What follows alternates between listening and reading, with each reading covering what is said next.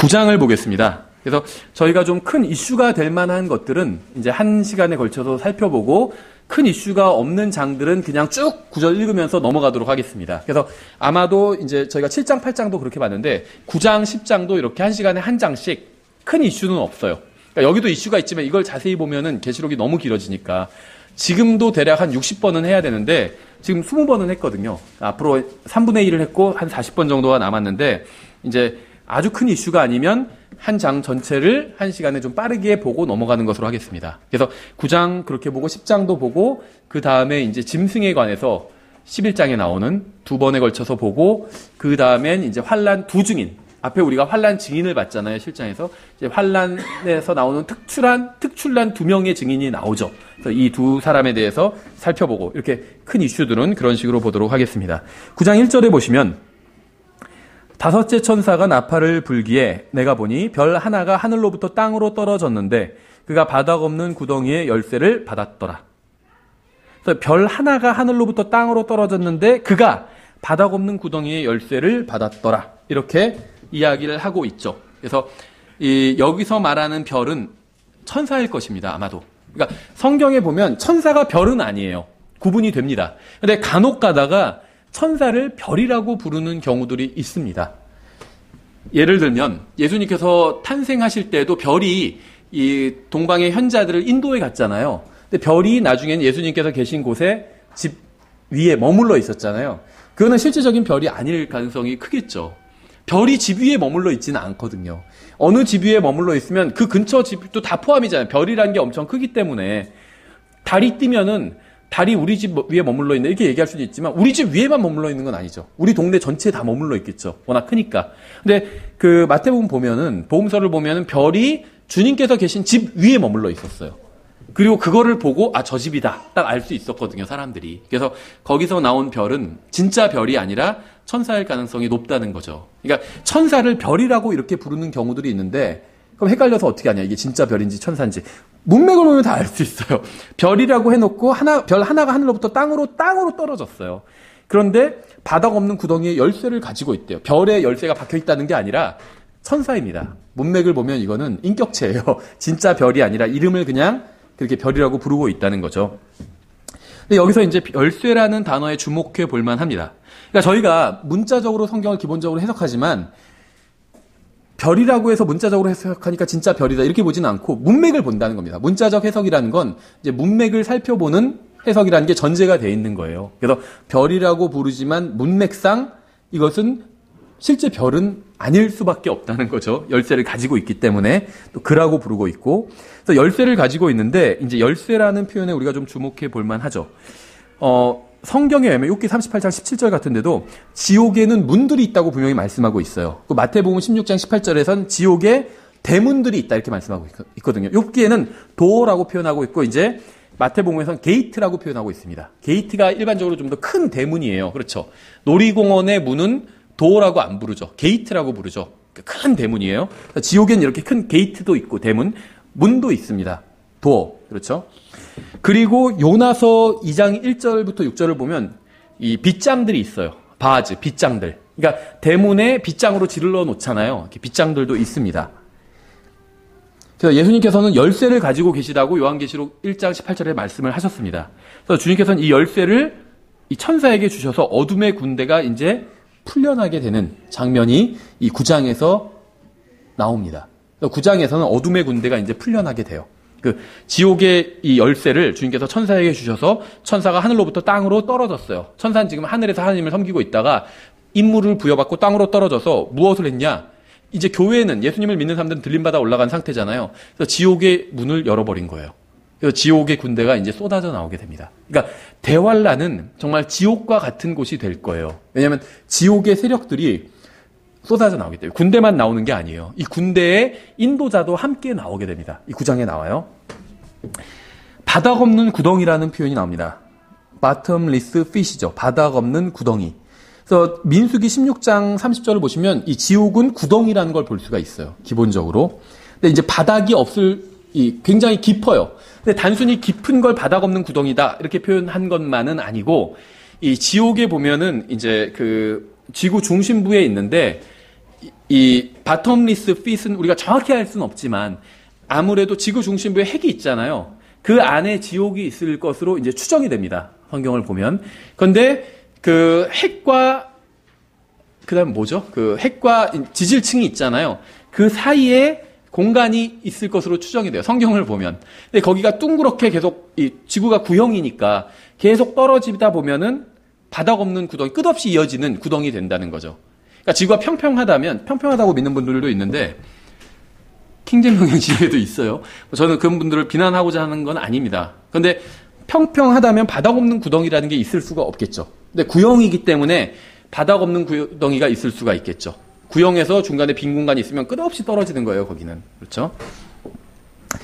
이사야서 14장 15절에 그러나 너는 끌려가 지옥으로 곧 그 구덩이의 옆면들로 내려가리로다. 이렇게 말씀하고 있어요. 그러니까 지옥은 확실히 더 낮은 곳인 게 확실합니다. 그럼 이 땅에서 더 낮은 곳은 지구의 중심밖에 없다는 거죠. 그렇죠. 그래서 지옥은 불타는 곳인데 우연찮게도 이 지구의 중심부엔 불타는 게 있잖아요. 마그마가 뭐가 있죠? 핵이 있고 마그마로 이루어져 있고 불타는 게 있잖아요. 거기 그냥 차갑다 이렇게 생각하는 사람 없습니다. 거긴 불타는 곳이에요. 그렇죠. 욥기 33장 18절에서도 그분께서는 그의 혼이 구덩이에 빠지지 아니하게 하시며 혼이 구덩이에 빠진대요. 구덩이에 뭐가 빠지죠? 몸이 빠지는 거잖아요. 몸이. 그렇죠. 그런데 혼이 구덩이에 빠지지 않게 하신대요. 그러니까 이 구덩이는 단순히 우리가 저기 웅덩이가 깊이파였다. 부실공사로 인해서 그런 구덩이가 아니라는 거죠. 이거는 지옥을 의미하는 겁니다. 혼이 빠지는 것이기 때문에. 그래서 욥기 33장 18절 그분께서 그의 혼이 구덩이에 빠지지 아니하게 하시며 그의 생명이 칼로 멸망되지 아니하게 하시느니라. 이렇게 말씀하고 있죠. 그래서 바닥 없는 구덩이는 성경의 다른 곳에는 나오지 않고 계시록에만 7번 나옵니다. 그럼 제가 방금 욥기와 이사야서와 또 민수기 이런 걸 인용했는데 여기서도 구덩이는 나와요. 다만 바닥 없는 구덩이라는 표현은 안 나옵니다.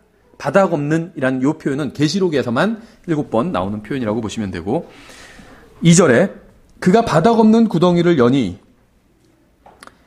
그 구덩이에서 큰 용광로의 연기 같은 연기가 올라오매 아래 뜨거운 게 있으니까 연기가 올라오겠죠. 해와 대기가 그 구덩이의 연기로 인해 어두워지며 성경은 구덩이에서 연기가 올라간다고 증언합니다. 이사야서 24장 22절에 의하면 구덩이는 감옥이에요. 갇혀있는 곳이죠. 죄수들이 구덩이에서 거두어진 것 같이 그들이 함께 거두어져서 감옥에 갇히며 여러 날 뒤에 징벌을 받으리라. 이사야서 24장 22절 예언서인데 죄를 지은 사람들이 구덩이에 거두어진 것 같이 함께 거두어져서 감옥에 갇히며 그러니까 지옥 또 이 바텀리스 핏 이것은 바닥 없는 구덩이는 감옥이라고 보시면 됩니다. 혼들이 갇혀있는 또 범죄한 타락한 천사들의 영들이 갇혀있는 인간의 혼들이 갇혀있는 지옥이라고 보시면 되겠죠. 그래서 19장 18절에서 연기가 진노와 심판과 관련이 있음을 보여주고 있어요. 출애굽기 19장 18절 또 창세기 19장 28절 이런 곳에서 여기서 지금 연기라는 표현이 나오는데 이 연기는 성경에서 창세기나 출애굽기나 이런 곳을 보시면 하나님의 진노, 심판 이런 것과 관련이 있음을 볼 수 있어요. 같은 문맥에서 나온다는 거죠. 따라서 바닥 없는 구덩이는 하나님의 진노가 끊임없이 부어지는 감옥이라는 사실을 알 수 있습니다. 이 바닥 없는 구덩이가 문이 열리니까 연기가 막 새나온 거거든요. 그러니까 이 연기가 있었던 곳이 바로 바닥 없는 구덩이 감옥이라는 곳이에요. 그러니까 여기는 하나님의 진노가 끊임없이 부어지는 장소라는 거죠. 3절. 또 메뚜기들이 연기 속에서 나와 땅 위로 올라오는데 그것들이 땅에 있는 전간들의 권능과 같은 권능을 받았더라. 그러니까 여기서 나오는 메뚜기는 일반적인 메뚜기는 아닌 게 분명합니다. 왜냐하면 전갈과 같은 권능을 받았다고 하는데 그런 메뚜기가 어디 있어요? 메뚜기가 인간에게 타격을 주는 건 이제 곡물을 다 먹어치워서 타격을 주는 거지 메뚜기가 인간을 쏴서 타격을 받는 건 아니죠. 그렇죠. 그러니까 여기서 나온 메뚜기들은 일반적인 메뚜기가 아니라고 볼 수 있어요. 이 9장 내에 또 뒤에서는 이제 말을 탄 기병들이 나오는데 전통적으로 그러니까 일반적으로 이제 자유주의나 이런 데서는 그러니까 성경을 전천전주의로 해석하지 않는 사람들은 일반적으로 장로교 다 전천전으로 해석 안 합니다. 그러니까 그런 데는 계시록 자체를 그냥 일종의 어떤 비유적으로 다 기록된 책이다 이렇게 봅니다. 그래서 계시록에 나오는 디테일한 어떤 것들을 해석할 필요가 없고 계시록 자체가 말씀하시는 어떤 궁극적인 승리 이런 것만 주목해서 보면 된다. 이렇게 해석해요. 그러니까 문자적으로 성경 해석하지 않는 거죠. 그러니까 예수님께서 실제로 재림하지 않는다고도 생각해요. 무천년주의, 후천년주의는. 재림하시는 것이 아니라 그냥 그만큼 예수님께서 오셔서 다스리는 것처럼 사람들이 다 예를 들면 하나님을 사랑하게 되고 이 세상이 다 살기 좋은 곳으로 간다. 이런 식으로 해석을 해버린다는 거죠. 근데 이제 이 킹제임스 성경을 믿는 분들과 근본주의 진영에서는 그렇게 해석하지 않죠. 성경을 이제 문자적으로 해석하고 특히 계시록도 이제 미래에 실제적으로 일어날 일이다. 이렇게 해석하면서 문자적으로 해석을 하는데 문제는 뭐냐면 문자적으로 어떤 부분은 문자적으로 해석하고 어떤 부분은 문자적으로 해석하지 않는다는 거예요. 예를 들면 계시록 19장에서 예수님께서 흰 말을 타고 오시죠. 그러면 근본주의 또 이 킹제임스 성경 진영에서 그걸 어떻게 해석할까요? 진짜 예수님께서 흰 말 타고 오신다고 해석해요. 그렇죠? 이게 사실은 우리끼리 얘기니까 당연하지. 세상 사람들한테 그렇게 얘기해 보세요. 예수님께서 그냥 오신다는 것도 황당해 죽겠는데 흰 말을 타고 오신다 그러면 이거는 미쳤구나 이렇게 생각하지 않을까요? 흰 말 타고 오시는 어떤 분을 우리가 기다린다 이렇게 얘기한다면 미쳤다고 생각하겠죠. 근데 그럼에도 불구하고 계시록 19장에서 예수님께서 흰 말 타고 오시는 건 그대로 다 믿습니다. 킹제임스 성경 진영, 근본주의 진영 입장 차가 좀 있지만 100% 다 그렇게 믿어요. 근데 문제는 뭐냐면 지금 9장에서 나온 것처럼 지금 9장 앞부분에서 나온 이 메뚜기들 이것은 문자적으로 해석하지 않아요. 이건 메뚜기일 리가 없다 하면서 이거는 아마 다른 것으로 해석한다는 거죠. 전투기나 헬리콥터나 이런 다른 것으로 해석합니다. 그리고 뒤에 보시면 그 9장에서 뒷부분에 우리가 뒤에 보겠지만 거기선 이제 말 탄 자들이 나와요. 그것도 다 실제적인 어떤 군대로 해석을 합니다. 그런데 그렇게 해석해야 될 이유가 있나요? 전 그렇게 묻고 싶어요. 왜냐하면 19장에 나오는 하늘에서 말을 타고 오시는 예수님도 그렇게 믿는데 진짜 말 타고 오신다고 믿는데 여기 메뚜기들이 지옥에서 나온 메뚜기라고 해서 크게 우리가 믿기 어려운 게 있나요? 죽은 자도 살리신다고 믿는데 뭘 못 믿겠느냐는 거죠. 그렇죠. 그러니까 안 믿는 사람들이 봤을 때는 우리를 이상하게 보겠죠. 우리는 어차피 성경에 기록된 걸 그냥 다 믿는데 큰 거부감이 없잖아요. 죽은 자도 살리시고 무리도 걸으신다고 믿는데 지옥에서 메뚜기가 올라왔다고 믿는다고 해서 그게 뭐가 문제가 생기냐는 거죠. 좀 문제가 전혀 없다고 생각을 합니다. 그렇다고 해서 제가 지금 진짜 실제로 지옥에서 메뚜기가 올라온다. 100% 이렇다. 저는 몰라요. 하지만 그냥 성경을 보면 그럴 확률, 그냥 기록된 그대로 일 확률이 굉장히 높다고 생각을 한다는 거죠. 성경을 제가 더 연구해서 다른 결론을 내릴 수 있으면 모르겠는데 그게 아닌 한은 이렇게 믿어도 문제가 뭐가 있느냐는 거예요. 흰말 타고 오시는 분을 기다리는 사람들이 지옥에서 메뚜기가 올라오는 걸 기다리는 게 뭐가 문제가 있느냐는 거죠. 전 그래서 이걸 다른 식으로 해석하지 않고 그냥 지옥에서 메뚜기가 실제로 왜냐하면 이 메뚜기는 지상의 메뚜기, 세상의 메뚜기가 아니에요. 전갈들과 같은 이상한 권능을 가지고 있습니다. 그렇죠. 그래서 근데 성경을 보시면요. 특히 왜 이 메뚜기가 왜 일반적인 메뚜기라고 생각을 안 하냐면 메뚜기라고 하면서 전갈들의 권능과 같은 권능을 받았더라 이렇게 표현하고 있는데 성경에 보면 전갈은 사탄과 관련이 있습니다. 예를 들면 누가복음 10장 18절 19절에서 이게 전갈이 사탄과 관련이 있다는 이 말씀을 그냥 생각하면 이해가 안 돼요. 근데 무엇인가 주님께서는 아시고 계시죠. 우리가 모르는 걸. 의도적으로 이 말씀을 하셨다고 보시면 연결이 됩니다. 누가복음 10장 18절 19절에 이렇게 되어 있어요. 그분께서 그들에게 이르시되 예수님께서 제자들에게 하신 말씀이에요. 사탄이 하늘로부터 번개같이 떨어지는 것을 내가 보았노라. 사탄이 떨어지는 걸 보았다면 사탄 얘기를 하고 계시죠. 보라 내가 너희에게 뱀과 전갈을 밟으며 원수의 모든 능력을 제압할 권능을 주노니 어떤 방법으로도 너희를 해칠 것이 전혀 없으리라. 잘 생각해 보세요. 원수, 사탄 똑같죠. 뱀이 나왔어요. 뱀도 마귀와 관련이 있죠. 스네이크는 관련이 없는데 서펀트는 관련이 있어요. 뱀, 그렇죠. 우리나라식으로 하면 구렁이 이런 식이에요. 뱀, 여기서 말하는 서펀트는. 뱀이라고 하면 뱀은 사탄과 관련이 있다는 거 우리가 다 알죠. 전갈도 꼽고 계세요. 근데 모르죠, 우리는 잘. 전갈이 뭐가 사탄과 관련이 있는지. 그런데 계시록에 보니까 메뚜기들이 지옥에서 올라온 메뚜기들인데 전갈들의 권능을 가지고 있어요. 그러니까 전갈은 사탄과 관련이 있다는 겁니다. 그러니까 예수님께서 자신의 제자들에게 원수를 제어할 능력을 주시면서 이게 이제 14만 4천 명의 그 증인들이 똑같은 능력을 받게 되는 거거든요. 인을 받게 되기 때문에 이제 지옥의 세력이 이기지 못하는데 뱀과 전갈을 밟으며 원수의 모든 능력을 제압할 권능을 주신대요. 그래서 14만 4천 명의 증인들이 저 그리스도가 통치할 때도 돌아다니면서 복음을 전할 수가 있는 거거든요. 그의 환난 성도들은 다 도망가게 돼요. 적그리스도가 탄압하면 이기지 못합니다. 그래서 7장의 앞부분은 14만 4천의 증인들을 다루고 있고 뒷부분은 환난 성도들을 다루고 있잖아요. 환난 증인들은 적그리스도와 맞서 싸웁니다. 근데 환난 증인들은 맞서 싸울 무기가 하나도 없어요. 보장받은 게 없어요. 그냥 도망 다녀야 됩니다. 유대에 있는 자들은 산으로 도망가고 그런 식으로 도망가야 되는데 환난 증인들은 도망가지 않고 적그리스도와 맞서서 진리를 선포하고 다닙니다. 근데 어떻게 그럴 수 있느냐? 이 권한을 받은 거예요. 그 뱀과 전갈을 밟으며 원수의 모든 능력을 제압할 권능을 받은 겁니다. 그래서 환난 시대에 이제 그 메시지를 전하고 말씀을 전하고 다닐 수 있었던 것이겠죠. 예, 그래서 주님께서는 이러한 마귀의 세력을 말씀하실 때 뱀과 전갈 이런 걸 언급하셨다는 거죠. 그래서 이러한 마귀의 세력이 주님께서 봉인하신 사람들을 해칠 수 없다고 분명히 말씀하고 있어요. 그래서 이 메뚜기들이 지옥에서 올라오고 전갈들의 권능을 갖고 있는데 이것들이 환난 증인들을 해치지 못한다는 거죠.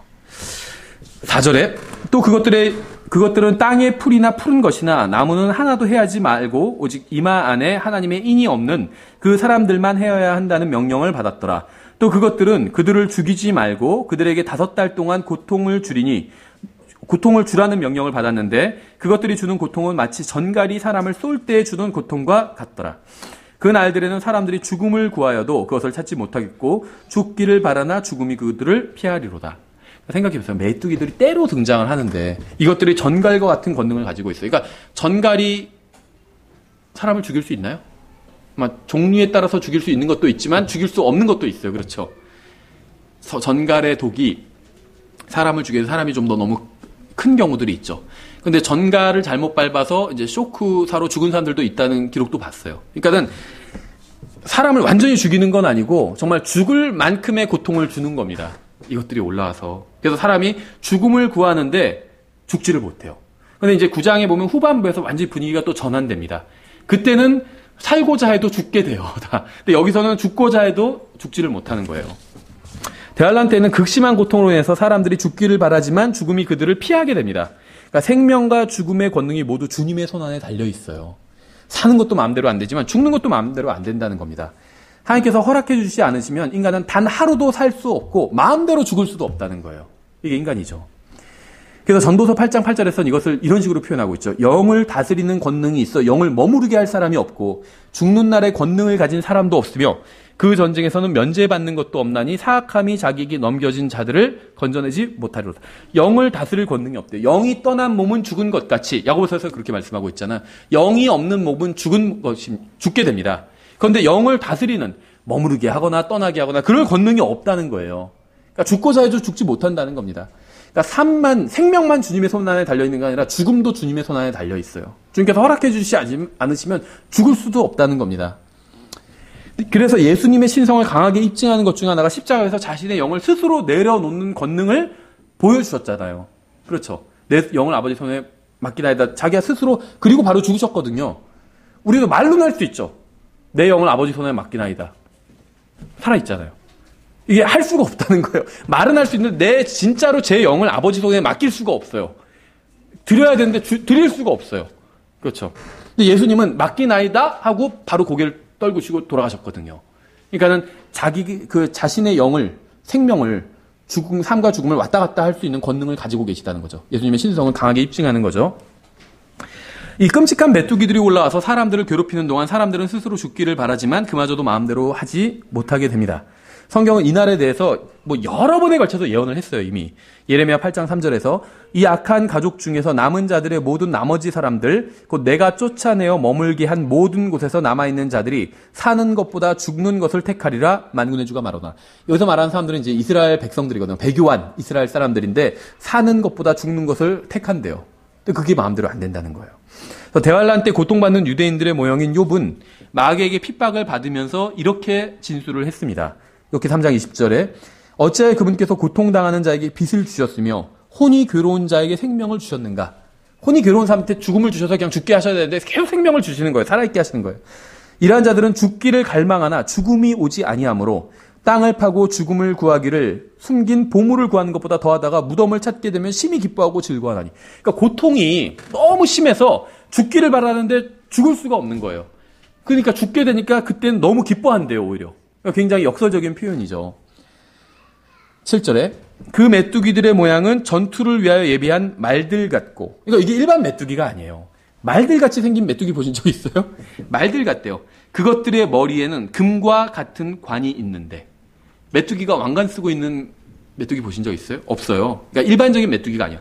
결정적인 건 그것들의 얼굴은 사람들의 얼굴 같고, 그렇죠? 그러니까 이게 저는 100년 전에 설교자가 이런 얘기를 했으면 청중 중에서 아무도 안 믿었을 것 같아요. 에이, 그런 게 어디 있어. 근데 지금은 영화에서 이런 거 비슷한 거 많이 나오죠. 더한 것도 나와요, 영화에서. 그러니까 오히려 쉽게 믿어요. 믿으려면 쉽게 믿을 수 있다는 거. 영화를 통해서 보니까 나올 수 있겠구나.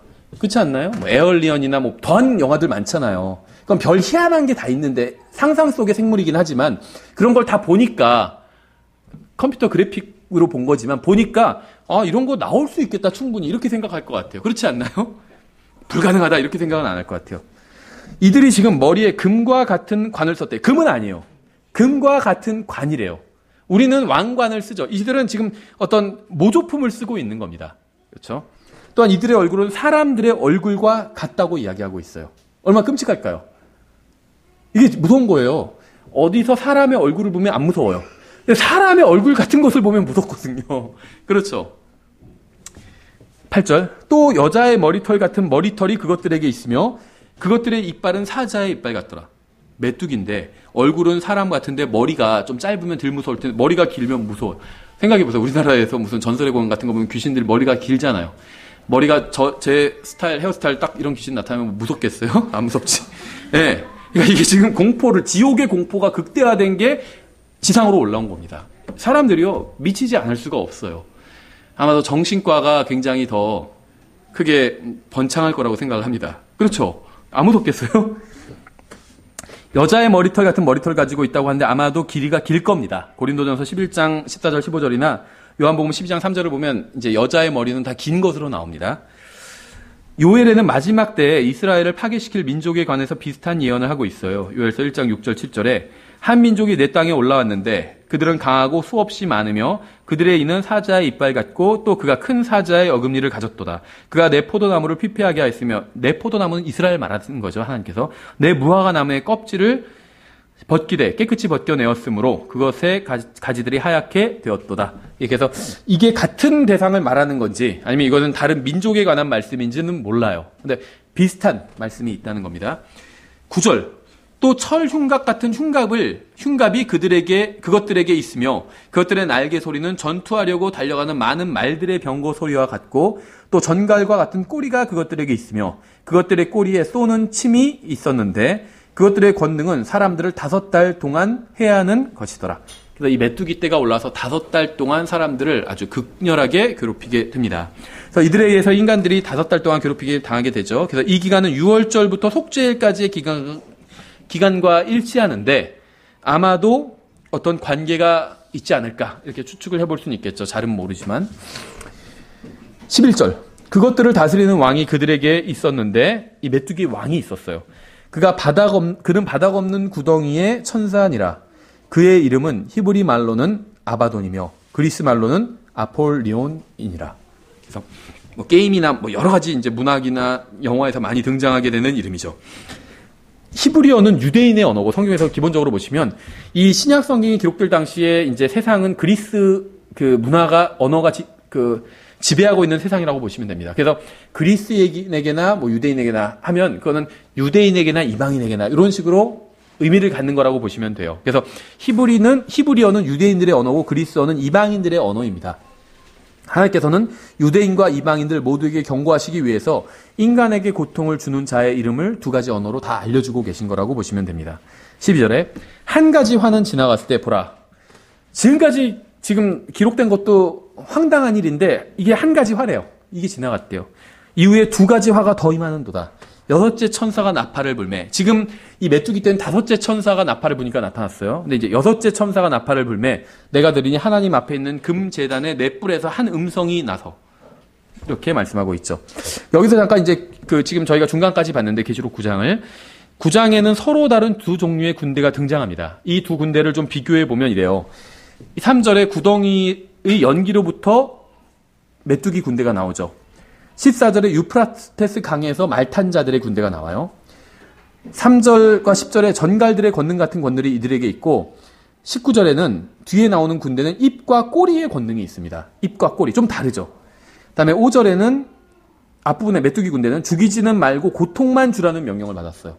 그래서 오히려 사람들이 이런 고통을 받을 바엔 죽고 싶다. 예전에 아주 오래전인데 어떤 사극을 보니까 그러더라고요. 네 죄를 네가 알렸다. 고을 수령이 그렇게 하니까 잘못했습니다. 죽여주십시오. 그러니까는 그럼 저놈을 죽여라 그렇게 하더라고요. 그러니까 죽이지는 말아주십시오. 죽을 만큼 잘못했습니까? 그러니까 그럼 저놈을 죽을 만큼만 때려라 그러더라고요. 그러니까는 지금 5절에 보면 죽이지는 말고 고통을 주라고 하는데 사람들은 죽기를 바래요. 이러느니 그냥 죽는 게 낫다 할 정도로 극심한 고통이죠. 근데 뒷부분에 나오는 군대에 의해서 고통을 당하는데 18절에 보시면 사람들의 3분의 1이 죽게 됩니다. 뒤에는 죽여버려요, 사람들. 앞에선 죽이지는 않고. 다음에 7절에서 메뚜기 떼 근데 말들 같이 생겼다고 말씀하고 있고 16절에 보면 말들이 있고 그 위에 탄 기병들이 있어요. 그러니까 뒷부분에 나오는, 9장의 뒷부분에 나오는 이 존재들은 뭔가 더 추가된 존재들이요. 앞에서 말들처럼 생긴 메뚜기들만 나오는데 여기서 말들과 그 위에 탄 기병들이 있습니다. 7절에 금과 같은 관을 썼는데 뒷부분에 나오는 존재들은 관을 쓰지 않고 있어요. 7절에 인간과 같은 얼굴을 하고 있다고 그랬는데 17절에 보시면 뒤에 나오는 군대는 사자와 같은 얼굴을 하고 있대요. 좀 다르죠? 9절에서는 철흉갑 같은 흉갑을 착용했어요. 메뚜기 군대가. 근데 뒤에 나오는 군대는 불과 청옥과 유황으로 된 흉갑을 착용하고 있대요. 이게 지옥에서 올라온 군대예요. 다른 식으로 해석할 이유가 없다고 봐요. 전 이게 헬리콥터다. 헬리콥터 이런 헬리콥터가 있어요? 헬리콥터를 묘사하면 누가 이렇게 묘사해요? 철흉갑, 불과 청옥과 유황으로 된 흉갑을 헬리콥터가 착용하고 있다. 얼굴은 사자 같다. 이렇게 누가 묘사해요? 이러진 않죠. 그러니까 이게 지옥에서 올라온 군대라고 볼 수 있다는 거예요. 10절, 꼬리가 앞에 이제 메뚜기 군대는 꼬리가 쏘는 것 같은 전갈의 꼬리 같다고 했는데 이제 뒤에 있는 군대는 꼬리가 머리가 있는 뱀 같대요. 좀 더 무섭죠. 머리가 있는 뱀. 다음에 메뚜기 군대는 5달 동안 괴롭히도록 허락을 받았다고 하는데 뒤에 있는 군대는 391일 동안 죽이도록 허락을 받았대요. 라고 직접적으로 말씀은 안 하시는데 15절에 보면 그렇게 추측할 수 있습니다. 근데 15절, 9절을 보시면 이게 무슨 391일인가 하실 텐데 그것은 제가 이제 15절에서 이따가 설명을 해드릴게요. 다음에 11절에 보면은 바닥 없는 구덩이에 천사의 지도를 받습니다. 이들은. 그렇죠.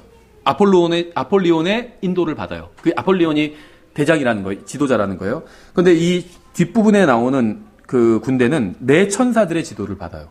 좀 인도하는 부류가 다르다는 거죠. 14절. 나팔을 가진 6째 천사에게 말하기를 큰 강 유프라테스에 묶어둔 네 천사를 풀어주라 하더라. 본문에 나온 이 네 천사들은 특별한 존재들입니다. 그래서 이 네 천사가 6번째 나팔과 더불어 등장하면서 이 다른 지옥의 군대를 또 끄집어내게 돼요. 그렇죠. 이들은 7장 1절부터 3절에 나온 천사들과 같은 존재가 아닙니다. 7장의 천사들은 땅의 네 끝에 서 있고 이들은 유프라테스 강에 속한 천사들이에요. 지금 이 천사들은. 7장의 천사들은 악의 세력을 붙들고 있었고 9장의 천사들은 파괴하라고 풀어주고 있어요. 악의 세력들을. 서로 다른 존재들이라는 거죠. 이 큰 강 유프라테스라고 나오는데 이 유프라테스 강은 티그리스 강과 함께 메소포타미아 지역을 흐르는 주요 강입니다. 터키 동부 고원에서 발원해서 시리아와 이라크를 가로질러 흐릅니다. 이라크 남부에서 티그리스 강과 합류하여 사트 알 아랍강을 이룹니다. 티그리스 강과 함께 메소포타미아 문명을 이룬 강이기도 합니다. 서쪽으로는 나일강으로부터 동쪽으로는 유프라테스 강까지 이제 그 하나의 경계가 되는 그런 큰 강인데 이렇게 네이버에서 알려주더라고요. 이 큰 강 유프라테스에 대해서. 제가 방금 읽은 거는 그냥 그 백과사전에 나온 설명이에요. 근데 이 큰 강 유프라테스가 사실 성경에서 어떤 의미가 있냐면 이 그 하나님께서 처음에 아브라함에게 약속해 주신 땅이 있잖아요. 이 땅의 경계가 돼요.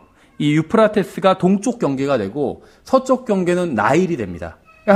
나중에 한번 지도를 혹시 찾아보실 수 있으면 인터넷에서 검색해 보세요. 나일강과 유프라테스 강이 서쪽과 동쪽에 경과해야 되는데 그 사이가 이제 하나님께서 아브라함에게 약속해 주신 지역이에요. 그리고 가나안 민족이 살던 지역이고 이제 비옥한 소위 초생딸 지역이라고 부르는 그런 지역이라서 굉장히 광활한 지역입니다. 아주 넓은 지역이에요. 작은 지역이 아니고 이 나일강과 유프라테스 강은 서로 상당히 멀어요. 가까운 동네에 있는 강이 아니라는 거죠. 그래서 이 지역을 유일하게 이스라엘이 점령했던 시기가 언제일까요? 다윗과 솔로몬이 점령한 그 시기예요. 그러니까 대략 다윗의 통치가 이제 통치 내내 다 점령한 건 아니지만 대략 한 40년 되고 솔로몬도 40년 되죠. 80년을 넘지 않는다는 겁니다. 그 이상 이스라엘이 이 지역을 실제로 점령해 본 적이 없습니다. 나중에 천년왕국 때 이제 점령하게 되겠죠. 그래서 역대기상 18장 3절이랑 역대기하 9장 26절을 보면 실제로 이 나일강 근처와 유프라테스강 근처를 다 정복하게 됩니다. 이 시기에, 다윗과 솔로몬 시기에. 그래서 참고해 보시면 되고, 그래서 이 지역은 인류의 역사에서 굉장히 중요한 지역입니다. 가장 시끄러운 지역이에요. 이 지역이. 그렇죠? 지금도 가장 시끄러운 지역이에요. 이 중동이에요. 여기가 바로 중동이거든요. 중동 거의 전체예요. 이걸 다 하나님께서 아브라함에게 주시겠다는 거예요. 아브라함의 씨에게. 가장 시끄러운 지역이고, 지금도 세계의 화약고라고 부르잖아요. 중동을. 그렇죠? 거기는 뭐 전쟁 안 난 적이 거의 없어요. 계속 중동 어딘가에서 전쟁이 일어나고 있죠.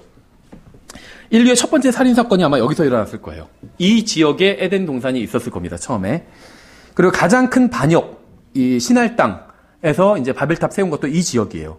또 민족들 간에 처음으로 전쟁이 일어난 창세기 14장에 처음에 세계대전이 일어난 곳이 바로 이 지역입니다. 한 개인 대 개인, 국가 대 개인, 국가의 전쟁이 아니라 민족들이 다 참전했어요. 여러 국가가. 그 세계대전이 창세기 14장에 나오는데 바로 이 지역에서 일어나게 돼요. 또 이스라엘을 가장 심하게 괴롭히는 원수들이 모여서 사는 지역이 바로 이 지역이기도 합니다. 그래서 이 지역은 오랫동안 사탄이 강한 영향력을 행사하는 지역이라고 볼 수가 있겠죠. 15절. 이에 내 천사가 풀려났는데 그들은 어느 해, 어느 달, 어느 날, 어느 시에 사람들의 3분의 1을 죽이려고 예비된 자들이더라. 이 구절 약간 이상하지 않으세요? 그 얘기는 좀 더 뒤로 하고, 일단 여기서 보면 사람들의 3분의 1을 죽인대요. 인류의 3분의 1을 죽인다는 거예요. 계시록 9장에 뒷부분에 나오는 이 천사가 나오면서 이제 풀어주잖아요, 군대를. 이 군대가 인류의 3분의 1을 죽인대요. 그런데 지금 2017년 기준으로 현재 세계 인구가, 제가 어저께 이제 이거 준비하면서 새벽에 찾아보니까 75억이 약간 안 돼요. 근데 금방 되게 생겼더라고. 따라락 숫자 올라가는 거 보니까. 75억이 약간 안 되는데, 75억이라 치고, 현재 시점에서 대환란이 만약에 주님께서 오시고 대환란이 시작된다고 가정을 하면, 4명의 말탄자들, 6장에 나오는 4명의 말탄자들이 4분의 1을 죽이게 되거든요. 그래서 19억 정도가 사망하게 됩니다. 그렇죠? 그러면 인류는 56억이 남게 되죠. 근데 9장의 네 천사들로 인해서 19억 명 정도, 3분의 1이 다시 또 사망을 해요. 그러니까는 계시록 6장과 9장을 거치는 동안 75명의 인구 중에서 38억이 사망하게 됩니다. 절반 이상이에요. 그렇죠? 한 몇 퍼센트죠? 한 60% 좀 안 되나요? 절반 이상이에요. 그러니까 성경에 의하면 앞으로 다가올 대환란의 고통은 인간의 상상력을 뛰어넘는 참혹한 것임에 틀림없습니다. 그렇죠? 사람마다 느낌은 다를 수 있어. 예를 들면 세월호 같은 거 하나 침몰해서 300명 가까이 죽으면 그걸 생중계로 봤을 때 엄청난 충격이 있잖아요. 저 구해낼 줄 알았는데 다 죽는 걸 실제로 보니까 이거는 정말 막 답답함이 몰려. 근데 그 정도 사건이 아니라는 거예요. 인류의 지금 대환란 기간 중에 벌써 인류의 절반 이상이죠. 38억이 죽어요. 이런 적은 없어요. 그러니까 엄청난 사건이라는 거죠.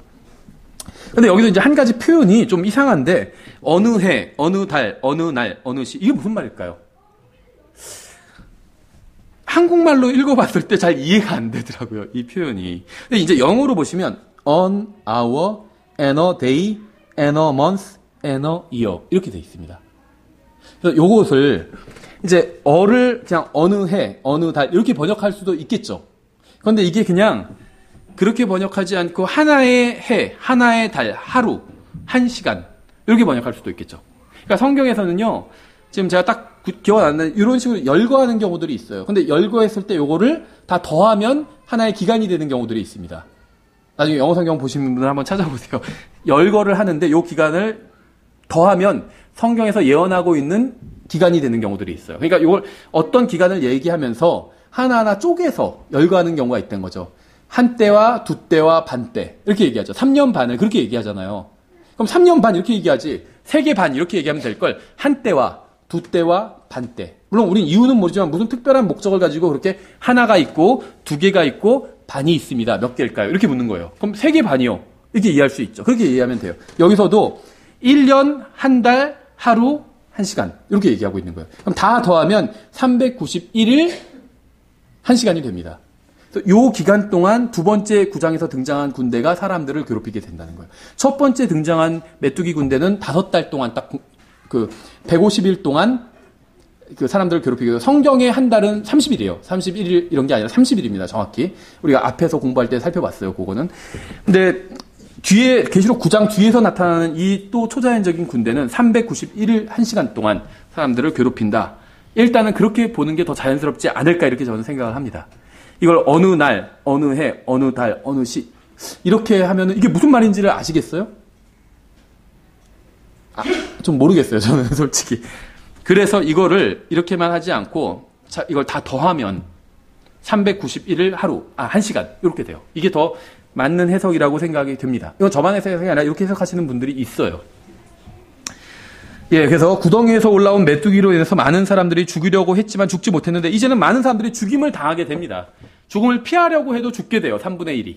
남은 현재 그 4분의 1이 죽고 4분의 3 남은 중에서 다시 거기서 3분의 1이 또 죽게 된다는 거죠. 16절. 그 기병들의 군대의 수는 2억이며 내가 그들의 수를 들었노라. 내 천사가 풀려나는 순간 2억의 기병들이 달려나가게 됩니다. 성경에 의하면 초자연적인 말들이 엘리야를 데리고 하늘로 올라갔죠. 엘리야를 데리고 초자연적인 말들이 하늘로 올라갔어요. 또 도단에서 불말과 불병건들이 엘리사를 보호해 주었죠. 게하시가 처음에 막 군대를 보고 두려워했을 때 엘리사가 간구해서 눈을 열어줬잖아요. 하나님께서 게하시에. 그래서 게하시가 보니 불말과 불병건들이 가득한 걸 봤죠. 그것들이 엘리사를 지켜주고 있었던 거죠. 그러니까 성경에 보면은 초자연적인 말과 병거들이 나온다는 거예요. 또 예수님과 이제 주님의 교회, 우리가 셋째 하늘에서 말을 타고 지상으로 재림할 겁니다. 일반적인 말은 아니에요. 그렇죠? 초자연적인 말이에요. 이걸 타고 재림하게 됩니다. 그러니까 이러한 말들은 모두 하늘의 영원한 왕국에 속한 군대입니다. 지옥에 속한 메뚜기들이 있는 것처럼 지옥에 속한 말들과 기병들도 있다는 거예요. 또 하늘에 속한 말들도 있고. 이게 무슨 어려운 해석이 아니죠. 그러니까는 이걸 지옥에 속한 군대, 지옥에 속한 말들이라고 일단 문자 그대로 보면 그렇잖아요. 이걸 굳이 헬리콥터다, 뭐다 이런 식으로 갖다 붙여서 해석해야 될 이유가 없다는 겁니다. 그러니까 2억의 군대가 등장하니까 이 2억이 어떻게 뭐니? 그래서 중국 군대에서 얼마 막 이렇게 계산하는데 솔직히 계산이 안 돼요. 중국 군대가 몇인지 아세요? 제가 최근에 본 게 정규군이 320만인가 50만인가 320만인가 그렇고 예비군이 80만이라고 그래요. 근데 전 세계에서 가장 군대가 많습니다. 우리나라도 60만 정도잖아요. 많은 축에 속해요. 상당히 많은 축에 속해요. 이렇게 지상군을 이렇게 많이 보유한 나라는 굉장히 드물어요. 근데 어쩔 수 없는 게 북한은 100만 넘어가잖아요. 그러니까 아주 전 세계에서요. 지상군이 많은 국가들이에요. 중국, 북한, 한국, 그다음에 일본만 해도 그렇게 없죠. 그다음에 다른 나라들은 지상군이 이렇게 많지 않아요. 근데 벌써 많다고 그래도 이걸 다 더해봐야 1000만도 안 돼요. 그렇죠? 그럼 중동에서 박박 긁어도 2억이 안 돼요, 군대가. 근데 이제 어떤 분들은 이게 2억의 군대가 어디서 막 다 끌어오고 막 하는데 한계가 있다는 거죠, 끌어오는 게. 그러니까 사실 지옥에서 군대가 올라온다면 2억 충분히 될 수 있죠. 그렇지 않나요? 저도 전체를 본 건 아닌데, 그 반지의 제왕 아시죠? 반지의 제왕. 반지의 제왕이 굉장히 상징적이고, 이 톨킨이 그 C.S. 루이스랑 친구예요. 내가 믿는 기독교 쓴. 그리고 이 톨킨도 기독교 신자예요. 그래서 이 톨킨의 작품에는 굉장히 기독교적인 것이 굉장히 많이 들어가 있습니다. 그래서 어떤 악의 세력이 막 지배하다가 궁극적으로는 선이 승리하고 다시 막 돌아오고 왕이 돌아오고 막 이런 것들이 다 막 녹아 들어가 있어요. 그런데 거기서도 제가 영화를 다 본 건 아니라서 잘 모르겠는데 그 어떤 죽은 자들의 군대를 끌고 와서 승리하는 장면이 나와요. 일부에서. 그렇죠. 그러니까는 그 군대가 어떤 심판의 도구로 사용할 수 있다는 거죠. 악한 군대를 할지라도. 그래서 하나님께서도 여기서 지옥의 군대를 들어서 이 지상에 남은 악한 사람들을 심판하시는 도구로 충분히 쓸 수 있다는 거죠. 스토리가 된다는 겁니다. 그 톨킨의 작품을 보면서 이거 스토리가 말도 안 돼. 이렇게 얘기하는 사람은 거의 못 봤어요. 스토리가 된다는 거죠. 예. 그래서 내가 그들의 수를 들었노라. 이렇게 말씀하고 있는데 어떤 사람들은 요한이 기병의 수를 어떻게 정확히 알고 있는지 의심하기도 하며 언제 셌냐 이거를 하는데 요한은 들었다고 그랬어요. 센 게 아니죠. 2억이라는 수를 들은 겁니다. 근데 2억이라는 군대가 실제 군대가 모이기엔 이게 지나치게 많은 수예요. 2억은. 군대가 중국도 한 4억 된다고 그러는데 군대가 400만이 안 되는데 2억이 어디서 나와요, 군대가. 그러니까 실제적으로 지옥에서 올라온 군대다. 이렇게 보는 게 낫다는 거죠. 뭐 죽은 자도 살린다고 믿는데 뭐 지옥에서 2억 군대가 올라온다는 걸 뭐 믿기 어렵지 않잖아요. 그렇죠? 17절. 내가 이같이 환상 중에 그 말들과 그 위에 탄 자들을 보았는데 그들에게 불과 청옥과 유황으로 된 흉갑이 있었고 또 그 말들의 머리는 사자의 머리 같았으며 그것들의 입에서는 불과 연기와 유황이 나오더라. 입에서 불이 나와요. 이런 군대가 있어요? 그러니까 이건 뭐 화염방사기. 언제 성경 어디서 화염방사기라고 했어요? 우리가 성경 다 문자 그대로 해석하잖아요. 예수님을 믿으면 구원받는다고 했잖아요. 꼭 믿는다는 게 아니라 이런 식으로 하면 우리는 뭐라고 하죠? 이단이라고 하죠. 믿어야 구원받는 거지. 예수님께서 재림하신다고 그렇게 믿잖아요. 근데 여기서는 그렇게 다른 곳에서는 다 문자 그대로 믿던 사람들, 킹제임 성경 진영에서도요, 여기서 저희처럼 해석하는 사람은 소수에 속해요. 더 많은 사람들은 이거 다 뭐 헬기고 전투기고 이런 식으로 해석하고 있어요. 근데 여기서 그런 헬기란 말이 어디 나와요? 안 나와요. 전투기 이런 말도 안 나와요. 화염방사 이런 말도 안 나옵니다. 그러니까 예수님이 말을 타고 오신다고 믿는다면 왜 지옥에서도 하늘에 속한 말이 있다는 거잖아요. 지옥에 속한 말이 있다는 걸 왜 못 믿겠어요? 믿을 수 있지. 예, 이 세 가지 곧 그것들의 입에서 나온 불과 연기와 유황에 의해 사람들의 3분의 1이 죽임을 당하니라. 그것들의 권능은 그것들의 입과 꼬리들에 있었는데 그것들의 꼬리들은 뱀 같았고 또 머리들을 가지고 있어서 그것들이 그 꼬리들로 해하더라. 이 재앙들에 의해 죽임을 당하지 아니하고 남은 사람들은 여전히 자기 손의 행위들을 회개하지 아니하며 마귀들과 또 금과 은과 놋과 돌과 나무로 만든 우상들 곧 보거나 듣거나 걷지 못한 우상들에게 경배하는 것에서 돌이키지 아니하고. 지금 17절부터 20절까지 가는데 이거 다 문자 그대로 해석해도 문제가 없어요. 특히 뒷부분에 사람들이 우상 숭배하는 거 문자 그대로죠. 금으로 만들고 은으로 만들고 놋으로 만들고 돌로 나무로 다 만들잖아요. 이게 상징적인 게 아니죠. 그럼 앞에서도 이 지옥의 군대를 설명하는 장면도 상징적이라고 봐야 될 이유가 없다는 거예요. 문맥은 지금 상징적인 게 하나도 없어요. 다 실제 그대로 금으로 만들고 이게 상징적인 얘기가 아니잖아요.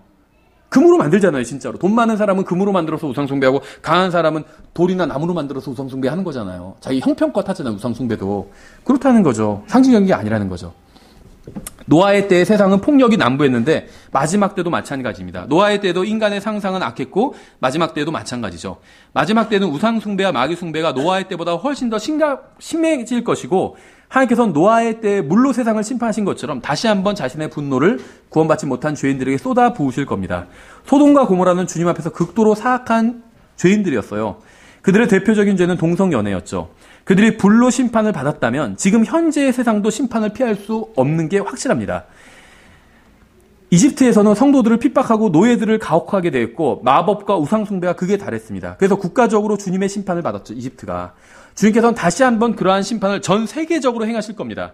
가나안 민족은 성적으로 완전히 타락한 자들이었어요. 주님께서는 이스라엘 군대와 초자연적인 기적을 통해서 그들을 심판하셨습니다. 그러니까 성경 잘 모르는 사람들은 하나님께서 이스라엘에게 명령을 주시면서 가나안에 들어가면 뭐 짐승도 다 죽이고 아이들도 다 죽이고 다 죽이라고 말씀하고 있잖아요. 그걸 보고 잔인하다. 하나님 안 믿는다고 해서 다른 민족을 이렇게 몰살해도 되냐. 잔인한 하나님이다. 이렇게 얘기하는 사람들이 있는데 이유가 그 맥락에서 나오지 않았을 뿐이에요. 이유는 다른 데서 나와요. 다른 성경 구절에 의하면 하나님께서 가나안을 철저하게 가나안 민족을 심판하신 이유는 그들이 하나님 앞에서 극악한 죄를 지었기 때문이에요.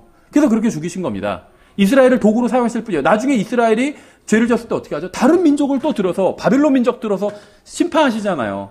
그렇죠. 아시리아 민족 들어서 심판하시고 다른 민족 들어서 하나님께서 항상 한 민족을 심판했을 때 다른 민족을 들어서 심판하세요. 근데 그 심판의 도구가 된 민족이 죄를 지면 또 다른 민족을 들어서 심판하실 뿐입니다. 가나안을 심판하신 이유는 그들이 극도로 사악한 죄인들이었기 때문이에요. 그래서 하나님께서 심판하신 것이죠. 예, 그래서 아합과 이세벨은 주님 앞에서 극도로 사악했습니다. 주님께서는 그들이 통치하는 기간 중에 3년 반 동안 비를 내려주지 않으셨죠. 대환란 기간 중에도 같은 방식으로 그들의 죄에 동참하는 세상을 심판하실 것입니다. 느부갓네살은 이스라엘과 유다를 바벨론으로 사로잡아갔죠. 주님께서 하룻밤에 이 느부갓네살 왕을 짐승으로 만드셨죠. 짐승의 마음을 주셨죠. 그리고 하룻밤에 나중에 왕국을 멸망시키십니다. 왕국도 하룻밤에 멸망시키세요. 마찬가지로 짐승과 그의 왕국이 나중에 하룻밤에 한순간에 멸망해 버릴 거예요. 저 그리스도의 왕국이.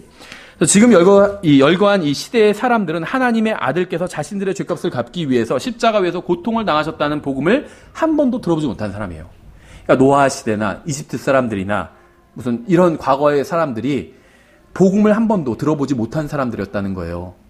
그렇죠.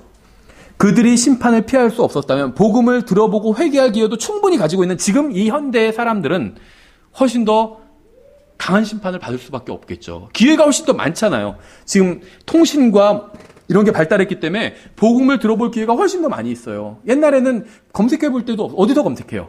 그렇죠. 누구한테 시장 나가서 물어보든지 검색할 데가 없어요. 100년 전, 200년 전에는 뭔가 알고 싶으면 검색할 때, 지금 검색할 데가 있잖아요. 그렇죠. 인터넷으로 검색만 해보면 돼요. 유프라테스 치니까 아까 제가 쭉 읽은 거 쫙 나오더라고요. 딱 따다가 딱 붙이면 돼요. 그렇죠. 검색할 데가 쉽게 있다는 거예요. 복음, 구원 검색하면요 다 나와요. 그러니까 예전 같은 때에도 하나님께서 심판하셨다면 지금은 당연히 훨씬 더 심하게 심판하실 거라는 거죠. 자기 손의 행위들을 회개하지 아니하며 이렇게 기록하고 있죠. 인간의 죄는 인간의 손의 행위에서 행위로 이제 표출이 됩니다. 그러니까 인간의 본질적인 죄 중 하나는 자신이 만든 것을 경배한다는 거예요. 이건 성경에 많이 나오죠. 예를 들면 이사야서 2장 8절에 그들의 땅에는 또한 우상이 가득하므로 그들이 자기 손으로 만든 것, 즉 자기 손가락으로 만든 것에게 경배하고. 얼마나 어리석어요. 위대한 분을 경배해야 되는데 적어도 자기가 만든 거를 경배하고 있어요. 얼마나 어리석어요. 그건 자기가 만든 거잖아요. 근데 거기에 뭐가 있어요? 아무것도 없는데 그걸 경배하고 있는 거예요. 예레미야 1장 16절 그들이 나를 버리고 다른 신들에게 분향하며 자기 손으로 만든 것들에게 경배하였은즉 내가 그들의 모든 사악함에 대하여 그들을 향해 나의 심판을 선고하리라. 자기 손으로 만든 것들을 경배하는 자들을 하나님께서 심판하신다고 분명히 나와 있죠. 많이 있어요. 이런 예는 성경에. 마지막 절 9장 21절 또한 자기들이 행한 살인과 마법과 음행과 도둑질도 회개하지 아니하더라. 사람들은 심판을 받고도 회개하지 않습니다. 근데 실제로 대부분이 그렇다고 그래요. 감옥에 간 사람들도 대부분 회개하지 않는다고 하는데 회개하는 사람들을 굉장히 소수라고 합니다. 근데 이건 이상한 일이 아닙니다. 인간은 20세기에 들어서 엄청난 고난을 겪게 되죠. 2번의 세계대전, 또 소련, 캄보디아, 자일의 앙골라, 수단, 소말리아 이런 데서 엄청난 학살이 일어나게 되죠. 그리고 세계적인 어떤 경제 침체, 또 원자폭탄의 위력을 경험했잖아요, 인류가. 하지만 여전히 회개하지 않고 오히려 더 사악해지며 죄를 늘리고 있습니다. 대환란 때 하나님께서 엄청난 심판을 쏟아부으셔서 6장과 9장에 걸쳐서 전체 인류의 절반 이상이 진멸을 당해요. 그래도 회개하지 않아요, 사람들이. 그렇죠. 답이 없어요. 정말 답이 없습니다. 그래서 지옥에 이제 하나님께서 궁극적으로 심판을 하시게 되는 거겠죠. 예. 그래서 저희가 9장을 이렇게 마무리하고 10장도 다음 시간에 한 절 한 절씩 읽으면서 빠르게 넘어가 보도록 하겠습니다. 예, 저희가 찬송을 부르고 마치고 그 다음에 기도 제목을